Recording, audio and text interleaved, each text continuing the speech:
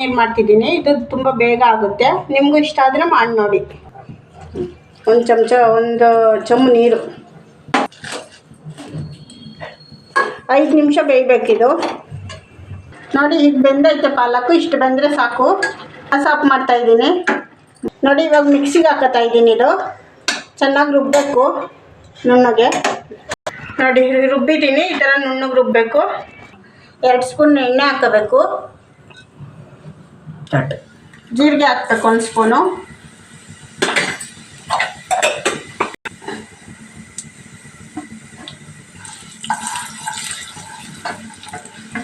ಬೆಳ್ಳುಳ್ಳಿ ಹಾಕ್ತಾ ಇದ್ದೀನಿ ನೋಡಿ. ಫುಲ್ಲೊಂದು ಮೆಣಸಿನ್ಕಾಯಿ ಹಾಕ್ತೀನಿ.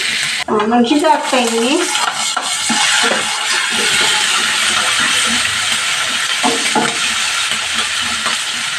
ನೋಡಿ ರುಬ್ಬಿರೋದು ಪಾಲಕ್ ಹಾಕ್ತಾ ಇದ್ದೀನಿ.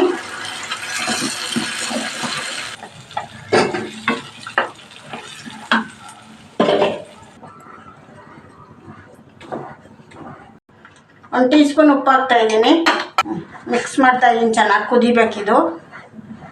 ಪನ್ನೀರ್ ಹಾಕ್ತಾ ಇದ್ದೀನಿ ನೋಡಿ.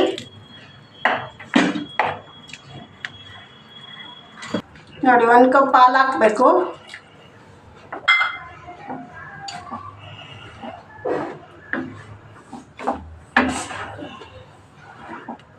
ಬಟರ್ ಹಾಕ್ತಾ ಇದ್ದೀನಿ.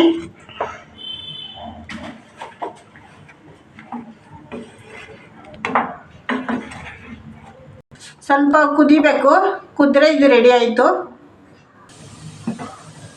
ನೋಡಿ. ಇವಾಗ ಆಗಿದೆ. ಇದು ಪಾಲಕ್ ಪನ್ನೀರ್ ರೆಡಿ ಆಯಿತು.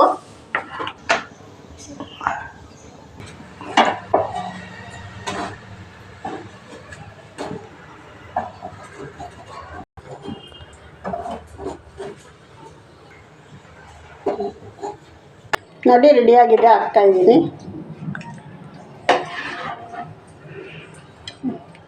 ನೋಡಿ ಪಾಲಕ್ ಪನ್ನೀರ್ ರೆಡಿ ಆಗಿದೆ. ನಿಮ್ಗೆ ಇಷ್ಟ ಆಗಿದ್ರೆ ಲೈಕ್ ಮಾಡಿ, ಶೇರ್ ಮಾಡಿ, ಸಬ್ಸ್ಕ್ರೈಬ್ ಮಾಡಿ.